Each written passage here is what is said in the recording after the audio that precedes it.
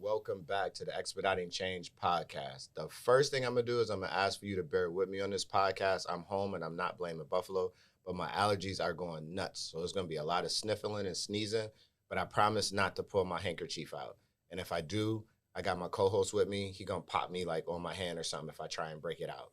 But today, I'm excited. I'm extremely excited because we're going to talk about the state of Black education.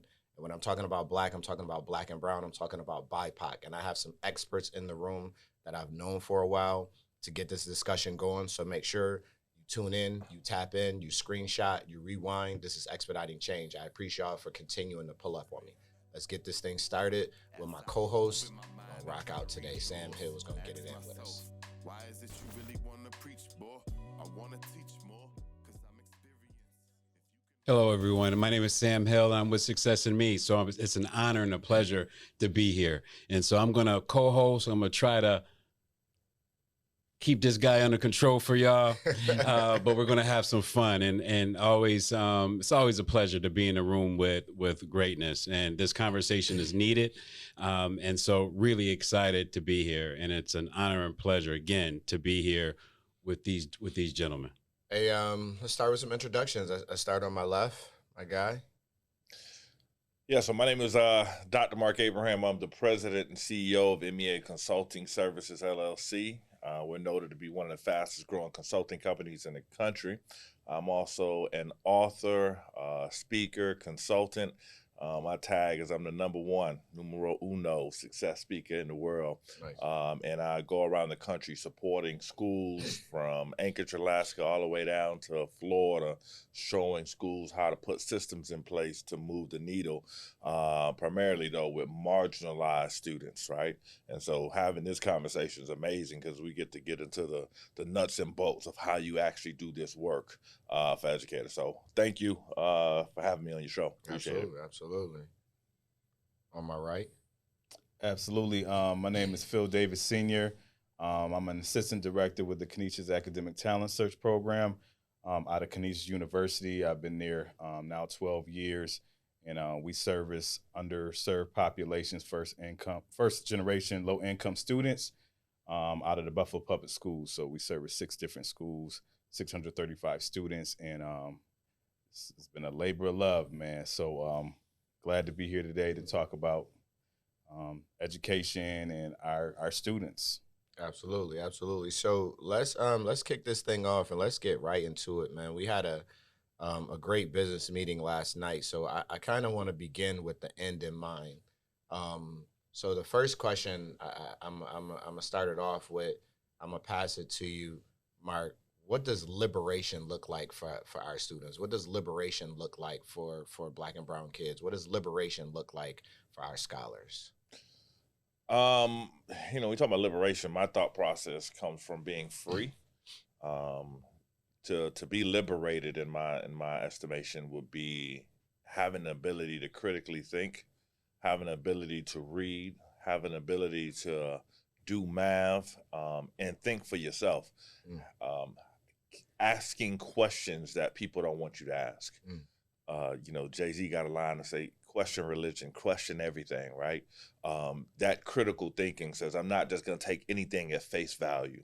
I think one of the biggest things for me is when I became an entrepreneur, I got outside of the matrix. I got outside of the box and started to see the world differently. So to be liberated, and I think a lot of our kids are doing that with social media, with podcasts, with YouTube. They're not waiting for people to tell them that they can be successful. They're creating their own success. No doubt. So oftentimes when people hear liberation, you might immediately want to think financial, but I think the freedom to think on your own terms where somebody else is not controlling what you think and what you say, and this is an information age. So our kids and our young people are inundated with so much information. For sure. But it's, then showing them how to take that information and apply it in a real way that makes them successful. So for me, liberation is knowing how to read, getting formal education, but also getting educated on different avenues, and then living on your own terms. I'm not waiting for other people to tell me that I can be blessed or I can be successful. I'm doing it right now because that's what I believe my God-given right is on this earth. No doubt. So as a self-starter, let's pull on that thread of planning and preparation. So what steps, Phil, do you believe that either or, right, that we have to instill in the children, or you feel the children have to do on their own in order to get to that goal of liberation? Yeah, I believe it's a combination of both. The thing that I've seen, I always talk about this as a value system with our students. They haven't been taught to value education. You have some students that come from other countries that come over, can barely speak the language, but these are our valedictorians, these are our salutatorians, and it's mind-boggling to me that we can have students that have been here K through 12 and still reading at fourth grade levels, or still not being able to do 2 + 2 without a calculator. And again, this all comes back to what they're not only being taught, but what they value. I've seen over these last 12 years such a change and a shift in the attention paid to only the students that aren't doing that well. Deficit model. Yes. So we throw money at a problem. We keep throwing money at these students. We keep throwing money at this situation, and then don't realize if they don't value what you're giving them, it doesn't matter. For sure. I've had some students, one of our schools, she was an international student, junior at the time, and she just happened to come to our room, and 97 average, everything is great. She was like, I heard you guys have a mentoring program. And I said, yeah. She was like, I need a mentor. No doubt. And I said, sure. And then she just started crying. Oh. Come to find out, she was overwhelmed because in her family, she's already told, you're going to be a doctor. No doubt. You're going to do this. And you're also going to be our translator. So when you get out of school, you're going to make phone calls that we can't make because we don't know the language. So she had no life outside of school.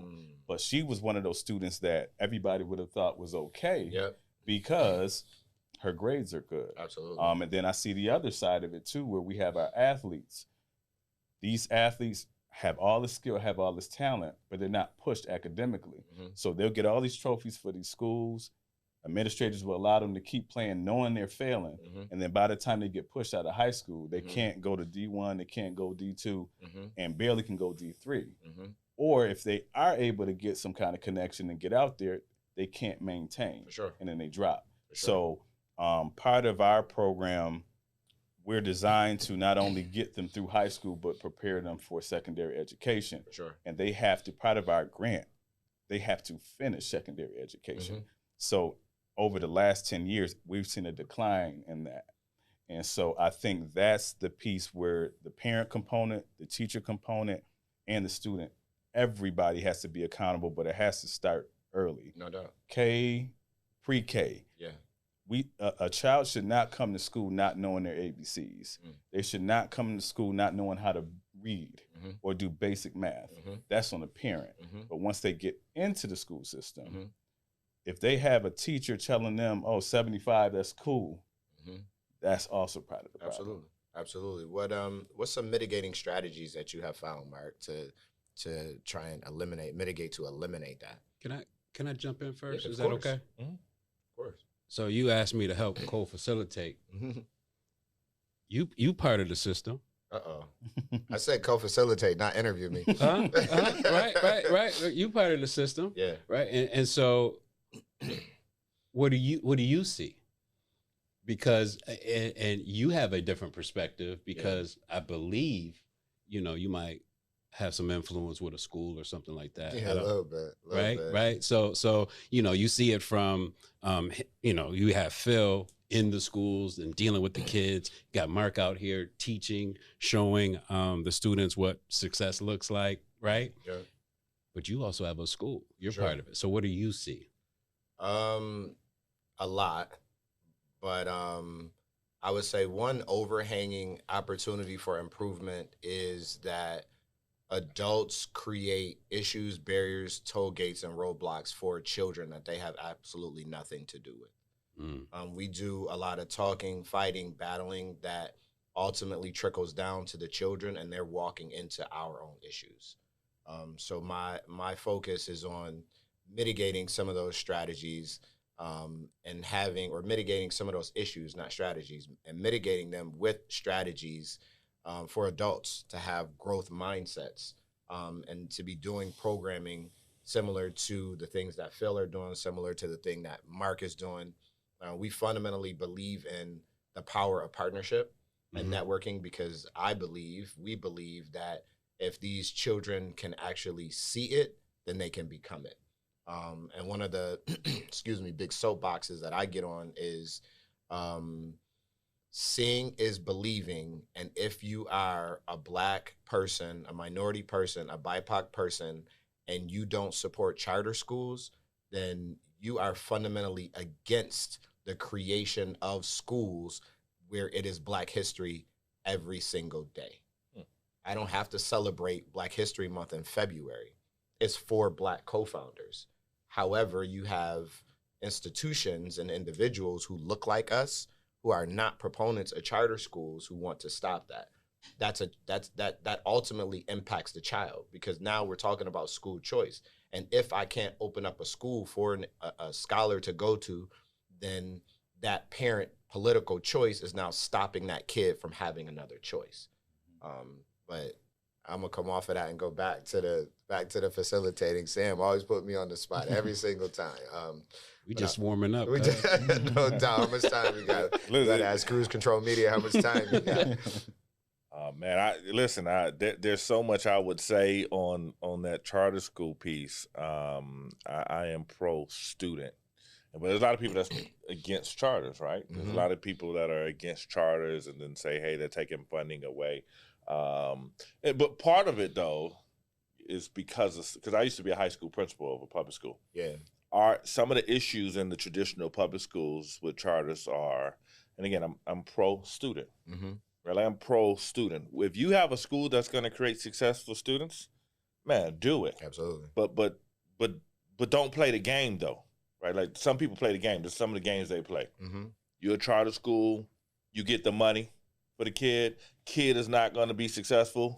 You kick that kid out. I gotta stop. That kid. I gotta stop. I'm not saying that you do that, but it happens. But that's the automatic negative narrative that we as Black people feed into as the first thing we talk about charter schools. Traditional public schools do it the exact same way. So cherry picking is not a charter school problem. Cherry picking is an adult problem that is a system problem, not charter schools. So fundamentally, right out of the gate, just by saying that as the first thing, I'm pro-student as well. But if you really support traditional and charter schools because you support the student, that's not the first thing that you say when you start talking about charter schools. You would say traditional schools, charter schools, private schools, any type of schools that cherry pick do this. So fundamentally, already right there from that mindset, that shrieks, that triggers, that pushes me to say, you got to change your narrative, bro. You got to shift that narrative to say any school that does not play by the rules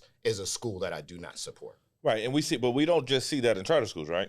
Like we see that in schools. Some schools play it in the South, where they have an alternative schools where they'll take those kids and put them into an alternative school. So to finish that statement before it triggers you, right? What happens is the schools that do that, then it makes it difficult for the traditional school. So that becomes the argument, right? That becomes the fight. But you have to find a school. Like even when I look in Buffalo, I always say, man, are there really any schools that I see that I feel comfortable for Black children? And I look around like in BPS and I look in the charter school realm and I say, well, where are the schools that I feel completely comfortable with sending Black children to know that they're going to have success?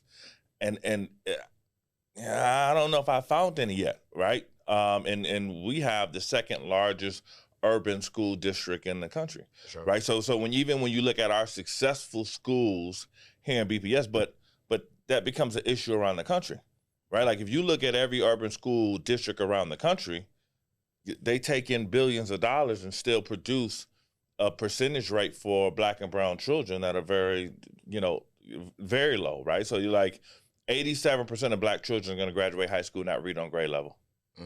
Black men make up 6% of the country, 37, 38% of the prison population. They're building prison sales on, third grade reading scores. Absolutely. So for parents, right, when we talk about like what mitigates that factor, I think it is, I don't like to just put all the emphasis on the parents. I focus on the system, right? Because you think about just look at Chicago public schools, right? It's a $3 billion corporation. If you're a $3 billion corporation and you're producing proficiency rates in the single digit area, like you're taking in $3 billion and you produce a rate of 2 to 3%, 5, 6, 7% proficiency rate, that seems like you're stealing money. And you should be closed. And the difference, the delta is I have a 5-year contract every year.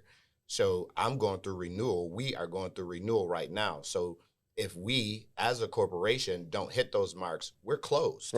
Right? But traditional public schools, and this is not necessarily a shot fired, it's just facts, they continue in perpetuity. Not all of them, but some of them continue in perpetuity to be able to fail and hurt our children, where my charter school, we are looked at with scrutiny at every single metric. And it's just crazy. But again, I'm pro-charter, I'm pro-private, I'm pro-public. No doubt. I'm pro-student. No doubt. If you can find a school, because I work with charter schools, I work with public schools, I work with private schools. If you can find a school that is producing success for students, man, those are the schools we champion. No doubt. Right? And so those are the areas. So Big Bro, I ain't want to trigger you, right? Nah, I had to finish my thought, right? Because he's ready to fight. He's ready to throw the mic down. Hey, bro, let me tell you. Hey, you see, got goatee. He's ready to get gangsta on me. You know what I mean? Calm down, bro. I work with you. I'm trying to figure out how to jump in. I don't know. No, but if, a lot of these students, man. If you can find a school to actually do the hard work, to put the systems in place to move the needle, then that's key. And so I'll say this: you asked the question, what are some of the things to mitigate some of the failure? Again, you're talking to a man who graduated high school. What Phil was saying, right? They have the sports. I graduated high school illiterate. I didn't know I was illiterate until I went to the University of Buffalo and got my paper back, and it had so much red on it. I said, this must be good. This is the blood of Jesus. No, bro. You were spelling the D-A, my man. This joint was bad, right? Oh. But the system pushed me through. And I think Dr. Tyrone talks about that in his book, Black Male. If you're a bigger black male and you put seats into the football stadium or the basketball courts, they'll push you through as long as you're not causing too much of a disruption. So, one of the biggest things is people really actually taking accountability and saying we want to make a difference. But more important, just for black people, we need to hold the system accountable. Absolutely. Like, we can't just keep taking everything as face value. For sure. Right? Like, we gotta, so when they didn't when the football stopped in COVID, the community went crazy. Like, we gotta take the same stance. For sure. When we see 7% proficiency rate for ELA. What does that mean, parents or whoever's listening? That means if you got 100 kids, only 7 of them can read on grade level. No doubt. That means 93 kids cannot read, and they've been going to school every single day. For sure. There has to be an alarm that we say this enough is enough. If you getting paid, stop blaming me. You need to do your job because I'm sending you my best product. Facts. So so I think the community needs to be more, outraged about what's going on. Agree. I like to piggyback on that too, because I've been blessed to been able to be on pretty much every side of education except for an administrative level. So I used to be a sub, I used to be a tutor, I used to be a mentor. With my program, I was a counselor and now assistant director. So I was able to have conversations with administrators, with teachers, with students. And the common thing I always ask, what is the issue? What is the core issue? And everybody is all of this finger pointing. Well, the parents ain't this, well, the teachers ain't that, the kid ain't that. And I tell a student all the time, I had a student the other day, grades. Failing everything, we do an improvement plan. Once I see you need some help, all right, we getting you set up with the tutor, you set up with a mentor, blah, blah, blah. So I said, what's your biggest issue? Their biggest issue, they said, was the teacher. I don't like the teacher. I said, okay, whose name is on the report card though? Right. It's yours. Absolutely. We're a lot of the time we are so in love with our kids that we don't want to discipline our kids, and we don't want to push structure into them, because guess what? The moment those kids get out of high school and they don't have us to hold and shelter them no more, For sure. these kids are being destroyed For sure. out here. For sure. There's been some students. I had a student years ago that graduated from one high school, and then another student. They both were honor roll students. At this school, they were honor roll student. This school, they were honor roll student. They came to Canisius. Yep. Within the first semester, one of those students couldn't do anything. This student over here ended up graduating. So I always use that as, I don't care what you, a lot of times, even the grade system, there's a whole lot of changing that has to happen, I believe, on the ground floor. No doubt. By who though? By who? Everybody. Okay. It has to be a community thing. Like, So I'm a push on you on that. Yep. I'm an engineer, so I believe if everybody owns it, nobody owns it. not a own. Everybody has to have a grievance. It should be like when they were doing the PTA meetings and stuff like that. I used to be a parent facilitator at McKinley years ago. When we were trying to get parents involved, the only time parents would come out is when it's some kind of event or they were getting something. So if that's what the child sees, they're only basing value on mom or dad didn't show up for my honor roll assembly. Mom or dad didn't show up, but they showed up when I had a game. Yep. So at the home, parents have to teach values. No doubt. Teachers can't teach values. No doubt. Teachers can mold values, but it has to start at home. Once they get there, though, this is the piece where the teachers fall apart. The teachers will look at a student. I had a conversation talking about our program. I always say this, and it's the truth. I say for our program, we want our students to have at least an overall average of 75, because, again, our program isn't just to get you through high school. Sure. It's to make sure you don't have a tough time in secondary education. Sure. Our tutoring is going to help you boost that up. For sure. She said, well, if they have an overall average of 75, then they don't need the tutor, do they? So, again, this is, and I said to her after she said that, would that be okay for your child? Absolutely. And her face turned completely red. Absolutely. So our children, we have a teacher shortage now. They're trying to bring police presence back into the school, and we're watching it all happen. We got parents bringing kids up to the school to fight. We got That's just crazy. adults that's supposed to be helping students in there playing with kids. Yep. I was at a school. The security guard is slap boxing with the kid. That's insane. And so then when the kid I'm never speechless. I ain't even know what to say. I'm telling you, this is what we're up against. So the culture, that's the other part of it too. I'm a firm believer in culture dictates society. We have went from being a culture of Black excellence is to just Black whatever I want to do. If I feel like today cussing my teacher out, I'm going to do it. If I feel like today not showing up for school, we had an event where kids didn't come to school on time, but took Ubers to come to school.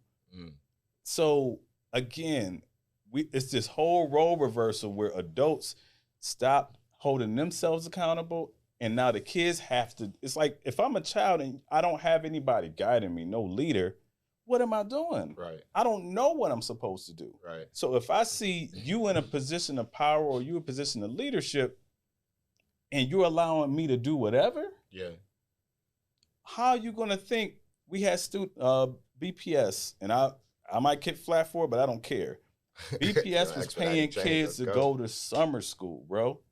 And kids knew that. Yeah. So what kids said was, Mister, why am I going to go to class? They're going to pay me to go to summer school. Disincentivize them. So if all I keep doing is throwing money at a problem and thinking that's going to fix it while I'm lining my pockets, my kids is good. My kids go to a private school. So your kids, hey. Have at it. Have at it. So that's a really great point, Phil.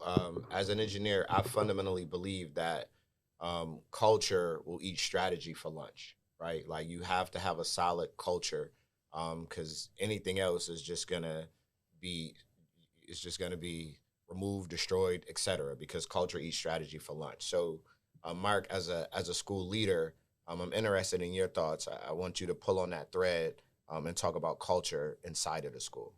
Yeah, so for a school leader, the two most important, the research will tell us, two most important things that a principal has to do is have a good culture and have safety, right? And so as a school leader, what I was trying to teach principals, or what I was doing as school leaders, was really teaching people how to have a culture of success, right? For our Black and brown children, especially coming from the lower socioeconomic status, if daddy ain't around, I'm saying he's not, because I don't want to throw that narrative out as if that's the case. But say you're in poverty, say, you got parents that are separated, you're living in certain type of neighborhoods, everything around you is telling you that you're less than. Right. And so, we talked about it. Dr. Woodson talked about this in the Miseducation of the Negro. Everything is pointed at you to tell you that you're not successful. So as a school leader, what's important is that you let your young people know when they walk into the building that you are successful, that you are somebody, right? Those affirmations to let them, have a different self-talk. Yeah. Right. Because what's important, you can teach, like you said, I can teach skill, I can teach strategy, but if my self-talk tells me that I'm a failure, no doubt, then when I show up, even though I have the skill, I'm going to talk myself out of it, right? Sure. If I can get you to think that you're a failure, believe that you're a failure, you have all the skills, but you're not going to actually take it to the next level because you don't actually believe in yourself. And so as a school leader, now what people want to hear me say, and which I won't say because this is what I got, they put me on the news for when I was fighting the unions. It was, well, Dr. Abraham, you're not a big disciplinarian. Well, wait a minute. What does discipline mean? I'm a discipline educator. I'm a discipline as a therapist. I'm a discipline as a doctor, right? So discipline simply means training a behavior. The behavior that I'm training is success. I'm teaching you how to be successful. I don't have to holler at you, yell at you, and make you afraid when you come into this building. I want you to feel loved. I want you to be seen. I want you to feel valued. I want you to feel appreciated. I want you to be competitive, that wherever you step into any arena as a young Black and brown person and or a white person, if you're under my purview, that you know that you're going to dominate and you're going to win. That's what discipline is in my mind. It's not about me walking around trying to intimidate people because of my size or trying to make you feel like, oh, if you do this, you're going to be suspended. High suspension schools, if people hear culture or they hear the high suspension schools, the research will tell you, high suspension, low achievement. High suspension, low achievement. You that suspension first, people, then kids do not, actually the behaviors get worse. Right, when we look at what happens in prison systems. Why the recidivism rate so high? Well, because you're not teaching them how to actually do a behavior. They're not feeling confident. All you're doing is dejecting them out of the community. So how do you make that practical? How do you? My bad, Sam. Go ahead. How do you make that practical? Because practical application of that line is very, very difficult. No, right. So what you want to do is, I have everyone do some sort of a pledge, right? Because I'm trying to get you to understand what that looks like in real life, right? Okay. And so what I'll have my kids say, do I still remember? So we McKinley High School, the best high school in the land. We're the best because we believe we best, work hard every day to compete to be our best, right? So I had my kids saying a pledge every single day. So when we have a conversation about your behavior, we got to address whatever the behavior is. When we have a conversation about the behavior, my retort is, where is your behavior aligning to our pledge? And our values. Right. Yep. And so I bring you back to that and help you start to readjust. Now, if there's an issue where you cussed out a teacher, right? Because that's your skill. That's all you know. That's the only tool you have in your toolbox. We got to go address that issue. Yeah. I got to bring you back to that teacher, and you're going to have to apologize to that teacher and everybody that you cussed in front of. But does that mean that you're going to get kicked out the building? No, you still one of ours. You're going to get dealt with. That issue going to get dealt with. But you got to ask yourself, well, how does this fit into my values? And then what happened? What triggered you to curse this person out? So case in point, I had a kid who came into my building one time, and he cussed out everybody from the beginning of time all the way up the stairs. He cussing everybody out, man. And they called me. They say, Dr. Abraham, such and such on the 4th floor, cussing people out. He came down the stairs. He said, I know I'm suspended. Before he can say, I know I'm suspended, I gave him a hug. He broke down, started crying. What happened? This kid got into an argument with his mama's boyfriend the night before. The boyfriend was beating on the mama. He got in an argument with the boyfriend. Mama took up for the boyfriend, kicked him out the house. He smelling like Kush cologne because he blowing all night because he's standing in an abandoned house cold. So now he's irritated, agitated. He come to school. He finally made it to a place that could be safety for him. And now he's being harassed, right? Because he don't want to, get himself together as quickly as the adults want him to. But I wouldn't have known that. Now, do you still got to apologize to all these people? Yeah. Am I going to put you on blast for everything you did? No. But you're going to have to go apologize. I'm not going to tell them all your story and your deepest stuff. But you got to apologize, and then you got to get reacclimated that this is a place that we care for you here. We don't do that. Right? We don't. So if you don't have the patience, why people become suspension first places? Because they don't have the patience to say, listen, man, I got you. All right, you made a mistake. We all make mistakes. Let's correct that behavior. Let's see if we can get you back in line. Right now, there's some things, if you bring a gun to school, if you out there beating up, there's some things that in the United States of America, you just gonna go to jail for, right? We understand that. You gotta go home. But you gotta get out of here. Most things why people are getting suspended, if you look at the research for Black and brown children, they get suspended for insubordination and defiance. Well, that's a blanket rule to say, anything I want to do to kick you out of my school, I can do it. Well, the accountability has to be for the adults to say, man, I love you enough to say. So I give you one more story. And can I? So I had a kid that he was in school suspension, and he told the substitute teacher, man, I'm about to knock your block off, man, because you talking greasy. I'm out the building. I come back.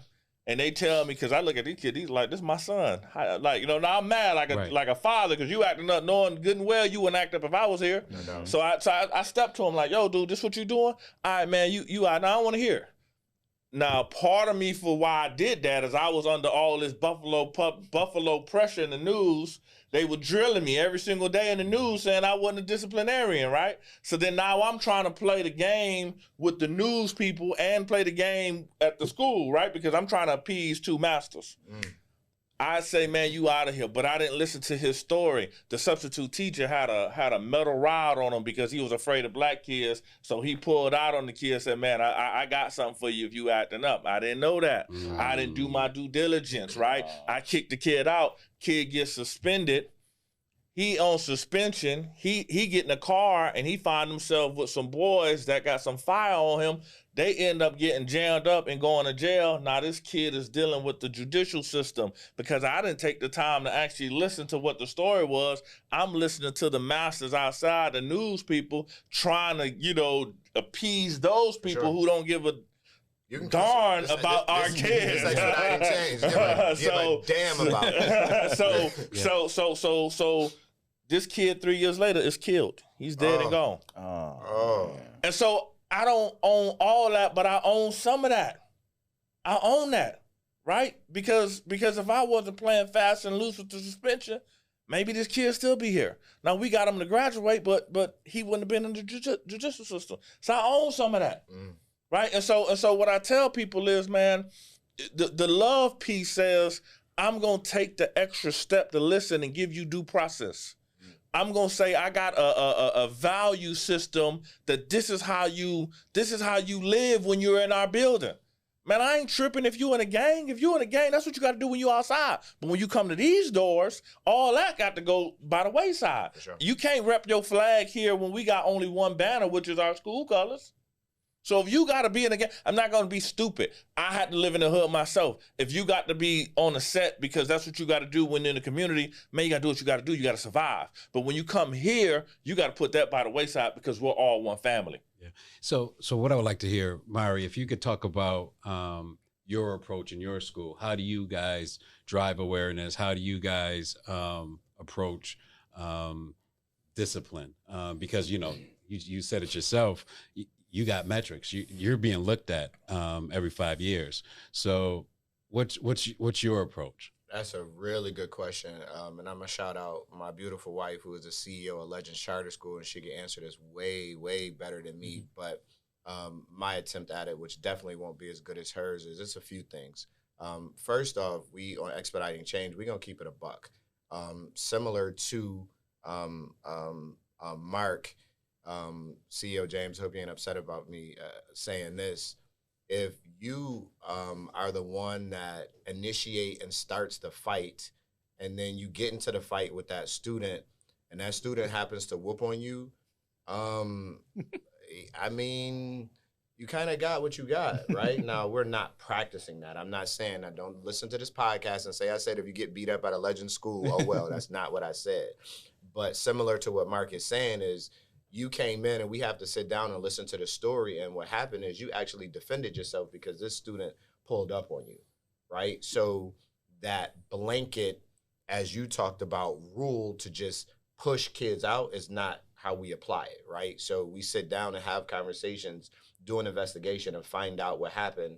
And again, like Mark said, and Phil talked about with the discipline piece, there are some things that you go home for. Yeah. But even further and more to the point, we have, which you won't find in a lot of schools, we have a director of social and emotional learning. So we teach the adults and the kids to talk through colors. How are you feeling today?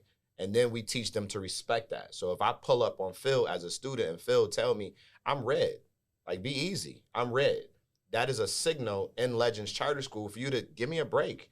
I can't do this today. Or if I'm yellow, or if I'm blue, this is not the day for me. And the kids predominantly respect that, and you'll hear them talking about the colors. Now, if I pull up on you and I'm green and you're green, then let's have this conversation. But also a key to it is not just because you have to teach people how to treat you. Mm-hmm. It's not just the director teaching it to the kids. We also have to model it. So Shomari can't walk into a classroom just because he's the CEO of Equity Now and just open the door and pull up and start screaming at a teacher or a Legends Fellow through our AmeriCorps program. I have to ask the question, hey, how are you feeling today? Are you green? Are you red? And then respect that system, and the actual kids, they can see that. The one thing about these children today, regardless of what we want to say about them, they know cap when they see it. Mm-hmm. Yeah. They know when we fake it. They know when we real. They know who's real. They know who to listen to. Like you said, when you were out to school, you felt some type of way because you know if you was there, that kid wouldn't have did that. Mm-hmm. They know what to do around who. So specifically around discipline and culture, we're big on pushing feelings. We want you to be able to talk about how you feel, because if you can express how you feel, then you're less likely to put your hands on somebody. You're less likely to go scream at somebody. The principal says during the morning announcements, if you feel under pressure and something that you cannot solve for yourself, go find an adult. And that's how we approach it. Okay. I wanted to piggyback on that too, because the affirmations are so important, because for a lot of these students, the only time they hear that they're anything is from somebody in the school. Yeah. You know, and just like you said, there's a lot of times the focus always goes on the ones that are having trouble, but there are a lot of really good students in these schools. Absolutely. There's a lot of them that are performing at a high level. There are a lot of them that are respectful, and even if they might not have an honor roll or merit roll, there's somebody that they desire to do better. For sure. I do analogy with the students, and I get a trash can in the room. And I said, what is this? Everybody says it's a trash can. I say, okay, what if I put Louis on here? What if I put Gucci on here? What if I put Jordans on here? What is it? It's still trash. Because at the end of the day, what's inside of you is what makes you successful. And they're not being given an image of success other than what they see on their phones, what they see on TV. That's what success looks like to them. For sure. So it's imperative for us, especially as educators, Black and brown educators especially, that these young men see us operate in that way. Absolutely. And also outside of the building, I've seen so many students, hey, Mr. Davis, you remember me? You remember me? Had I been, oh, I can't talk to you, it'd be a whole different vibe. Absolutely. You know, so I think the students want to be loved, but I'm sorry, bro. They want discipline. And the reason I can say that, I was a clown. I was a class clown. Yeah. My mom used to whoop my brother in case he did something. So she pre-whooping? Pre-whooping. So my brother, my mother didn't really do that to me. So my brother used to rib on me every single day. He made me hate my lips. He made me hate the way I speak. So what I did when I went to school, that was my defense mechanism. Let me find somebody to rib on. Yeah. And so, long story short, I had a teacher that I dogged out. Called him a name that would get me canceled now, right? That was my first and only time getting suspended. This is when I was at Performing Arts and Grammar School. I tell the students this story. I go to McKinley. Ms. Barton was my principal. I tried to be a clown. She brought me in her office and she said, listen, the way I run this school, I don't have clowns here. Oh. If you want to be a clown, let me know and I will write your transfer today. I will call your mom. Pick another school. Pick another school. After that day, did I still clown? A little bit. But that put me in my place. Sure. Because had nobody did that, who would have known what I would have did? So I graduate McKinley, go to Buff State. There's this big audition that's going on. This is when, you know, and they bring all of the different recruiters, Disney and all the people in. So I prepared my monologue. I'm like, I'm about to kill this thing. I get up to the front of the line. Who do I see on that panel of people that choose whether you go forward? That teacher. Oh. That I dogged back in grammar school. And I saw him. He saw me and he nodded like this, and I turned around and left. Now, I should have still auditioned. Absolutely. But I remember what I did to him. And a lot of times it takes us to grow older to understand the decisions that we made. If we don't show these kids there's consequences young now, they will get to the point where they don't feel I have to be held accountable. It's always somebody else got to hold the bag. And like I said, we see it now. We see these students that I've seen graduate now and their parents now, and they don't discipline their children. Yeah. So it's something about discipline, and discipline isn't just me yelling at you or me threatening to beat you up. Accountability. It's accountability. For sure. And I think that piece has to be there, especially at a school, these schools that are historically known to have low graduation rates, because a lot of the students just don't come anymore. They just don't come. See, but that's, again, when we talk about, and I have to say this, we talk about institutional discrimination and institutional racism. When I started the conversation about when Shomari asked me about liberation, you gotta ask yourself, why aren't the kids coming?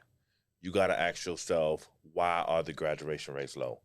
Why are the test scores low? Why can't our kids read? If you don't ask those questions, then you're missing it. Because there's answers if you want to actually hear the hard truth, right? Why is it that the curriculum, that they're using that curriculum, that the kids never get to see themselves within the curriculum? Yeah. Why is it that we only see you talk about Black History Month in schools, and the inception of Black history is that, well, you started off and you was a slave. No, the heck I wasn't.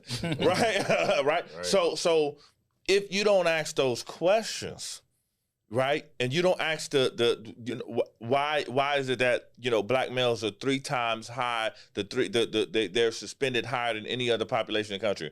Why are they referred to special education higher than? You have to ask those questions so that you can actually see why you're dealing with the fruit that you're dealing with. For sure. So, Mark, as you travel, how is your message received? Because you're asking the questions, or, you know, and I'm assuming in the consultant space, you have the data in front of you and you're now asking those questions. How are you received? Very well, because the thing is, I'm here to move the needle for you. You call me because you don't have the answers for yourself. If you had the answers, you wouldn't be sitting here in front of me. But you got on the phone with me and said, Dr. Abraham, I need to move my graduation rate. My test scores are low. right? And so I don't get, even though I might have something that I viscerally believe, you know, I see people do this all the time. They walk in and say, well, this person's a racist. Good. Then what? I don't do that because that does not bring us together and move the needle. Sure. That's kind of like race baiting, and I love my brother Dr. Umar Johnson, but some of the stuff he says is so, you know, it triggers people to make them want to fight, right? And then so if you come in with that message, then you get more people, especially in big union towns, you get more people who are going to just dig in, and then now the conversation becomes a distraction. Now we're talking about my belief system, my paradigm. Well, that doesn't help. So what I do is I say, let's look at the data. Let's look at what the numbers are telling us. And then let's set goals based off of that number, and then let's see if we can move that needle in that way. So you know, in my book, you know, I these books right here, I kind of show people how to do this work, right? And I give them the real strategies, the research-based strategies to get from point A to point B. You got 10 months to do the job as an educator. You don't have 12 months. And I don't know, especially in urban schools, if the teacher, like, there's so many budget cuts being made right now because a lot of the, just to get technical, I don't know who watches this, but a lot of the funds, the ESSER funds, the money that was there for COVID, people are losing it now. So you got a lot of jobs that are going by the wayside. Oh, it's gone. Right? And so what happens is now you got all of these changings of teachers and educators. So it's not so much about trying to tell somebody they're bad, it's saying, how do I get you the strategy to get from point A to point B? So it's received very well. Mm-hmm. And it's a balance. Like Shomari over here, he was getting upset, right? So I had to balance it out, like move it from left to right, because we don't want the conversation to be a distraction. What benefit is that for us? For sure. There's no benefit, right? Sam, no, that wasn't angry though. That was passion. That wasn't angry. That was passion. So, but I don't want to, as a coach, my job is not to move you to the needle too left or too right, but it's to move you forward. So it received well because I know what I'm doing. So you said strategies. Let's talk strategies for the individuals that are watching. So the one thing I say about expediting change, I like to break it down into like micro solutions and micro things that they can take with them. So from your perspective and your immense experience, I am a parent and I'm listening. Mm-hmm. So what is your one recommendation for me as a parent to be able to assist for the positive progression of the culture to move this forward? Let me just break it down. So let me ask the question just to get for clarity. Yeah. Are you a parent that has a student that's in K-12 right now, or are you a parent who has a kid that has already, like, what parent are you? I love it. Good distinction. The engineer in me, absolutely, my heart is palpitating right now, getting clear definition on it. You have a child in the system, the K-12 system, wherever that system might be in the country. Yeah, I think the biggest thing for any parent right now is presence, right? If you did anything else, showing up, making your presence felt, right? People tend not to take advantage of people when they know that there's somebody there that is advocating and that is supporting their work as an adult, but also willing to bring the smoke if things aren't looking the way they want it to look. Okay. So I think the biggest thing any parent could do is, beginning of your child's school, send that email out. I'm here. No this kid does not have a father, does not have a mother. We are very present and we're active in our child's life. For sure. I think that'd be the biggest thing for a parent to do. So Phil, same question. I don't know if I can say it as eloquent again. So same question. I got you. But we're going to take it from the purview of the child. You're speaking to the scholar because you work, like, you hand in hand right with these students. So your perspective is the student. What are you saying to this student? As a parent or as the educator saying to the student? As an educator. And from your role, period. I don't want to place you in a specific perspective. From your experience. Yes, value. That's all I taught. You know, you have to value what's being given to you. You have to value your time because you can't get it back. You have to value your relationships because that's what's going to get you forward.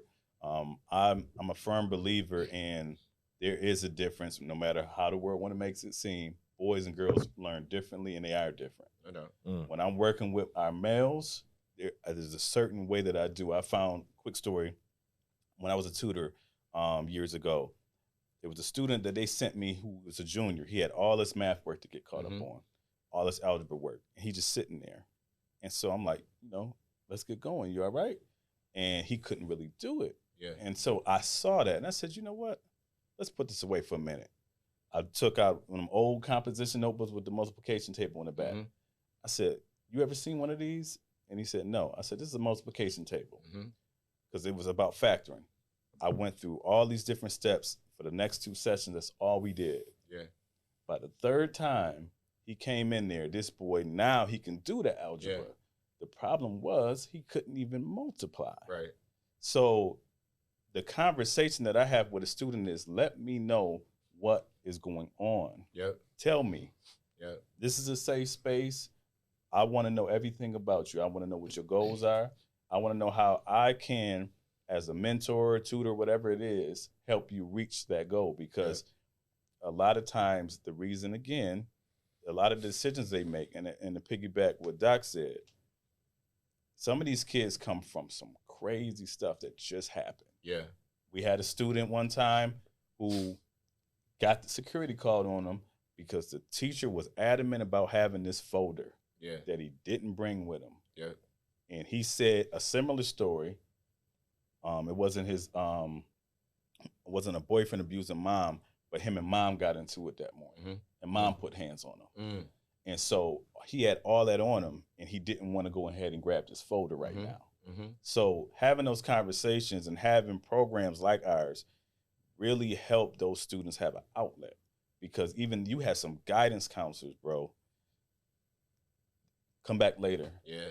I was telling that story at the VIP where you had a student whose mother refused because she was angry at her child to do any of his financial aid information. That's crazy. And this boy actually had offers.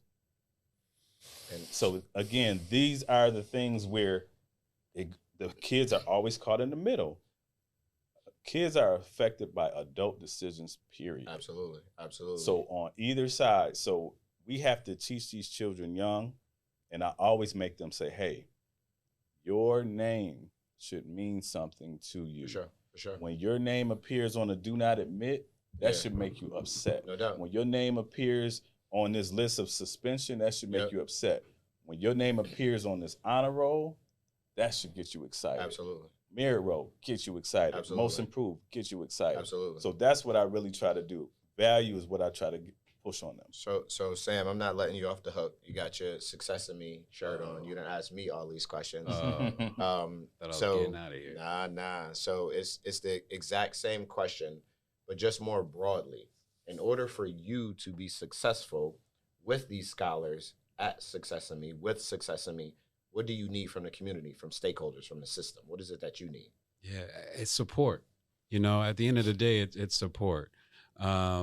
We can't do this by ourselves. And so as we think about the different success skills, probably very similar to yours, Doc, a lot of this is all transferable. So as we're teaching the youth, as we're teaching the students, these basic principles actually help out in life, help out in the workspace, in the corporate America.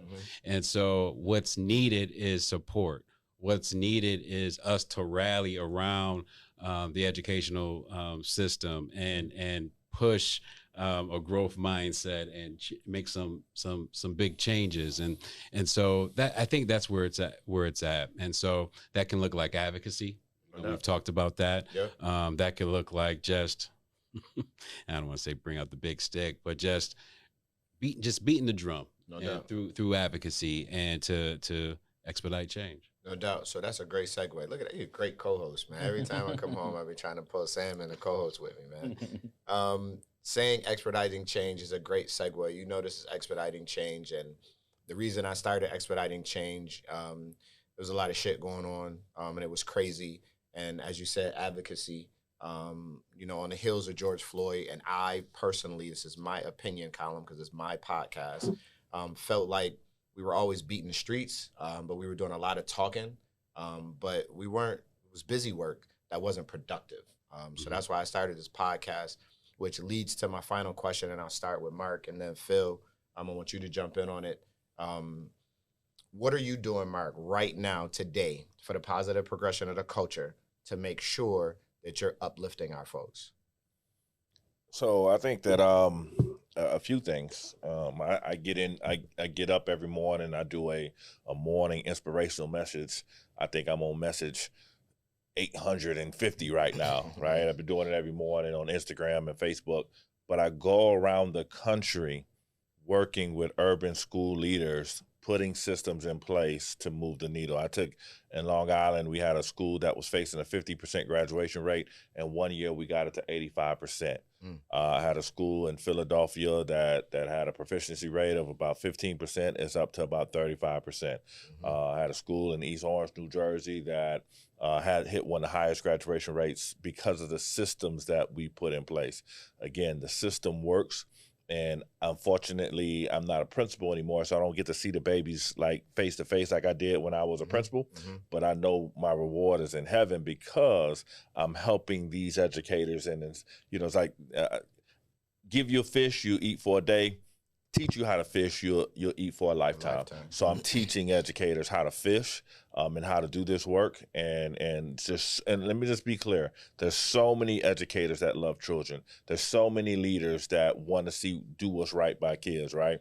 And they have the will, but oftentimes they struggle with the skill because this information just isn't readily available for them, especially in a space with Black and brown children. So that's what I do. For sure. I like how you lead with data too. I love it. I love it. Data-driven conversations. Phil? Yes, absolutely. I commend Dr. Abraham for doing what he's doing. Similar, my work, my labor of love is working with these students, getting these students to not just come to school, but asking them that why. Yeah. And that's so important. Why did you show up today? Yeah. And what are you trying to get out of it?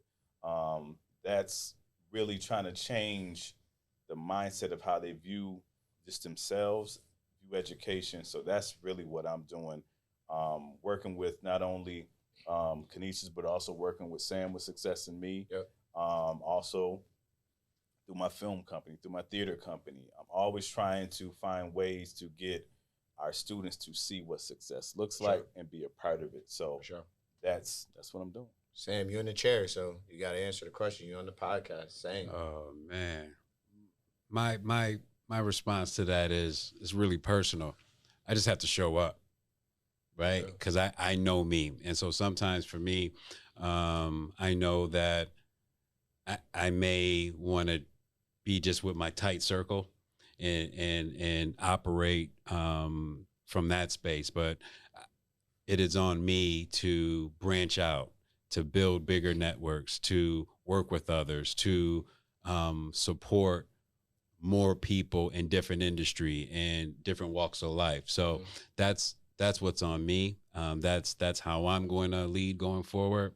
And that's how I'm going to push change. Dope. I appreciate it. I appreciate y'all coming on. I love it when it gets spicy. I like a good spicy expediting change. As we close this thing out, we talked about a lot today.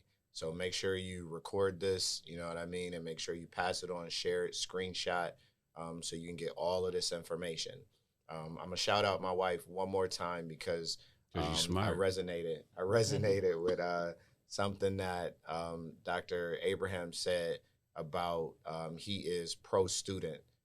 CEO A. James at Legends Charter School, which we won Charter School of the Year in 2022 after we opened the doors in 2020, just FYI. Congratulations. But, one thing she says, similar to what resonated with me from Marck, is that she is president of the Students Union.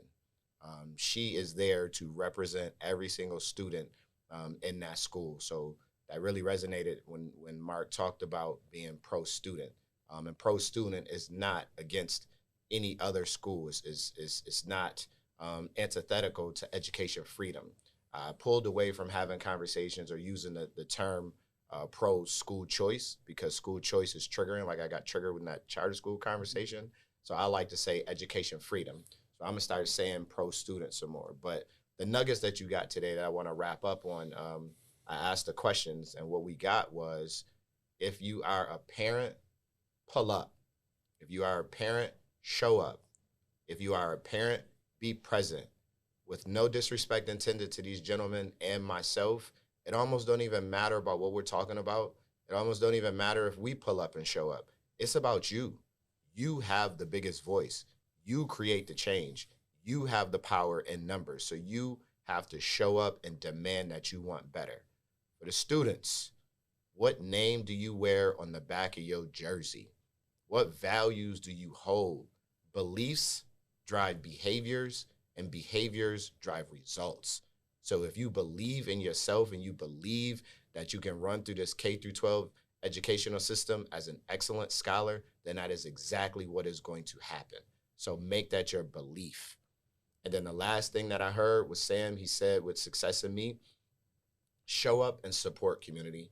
We cannot do this all by ourselves. This conversation has to be a perpetual conversation about how we have continuous improvement for this educational system. And if we all do it together, then a rising tide raises all ships. So ultimately, we want to see children and families grow. We want to see children and families get better. We want to see children and families educated. We want to see children and families be financially educated. This is Expediting Change. I appreciate you. Thanks for tuning in. Why is it you really want to preach, boy? I want to teach more.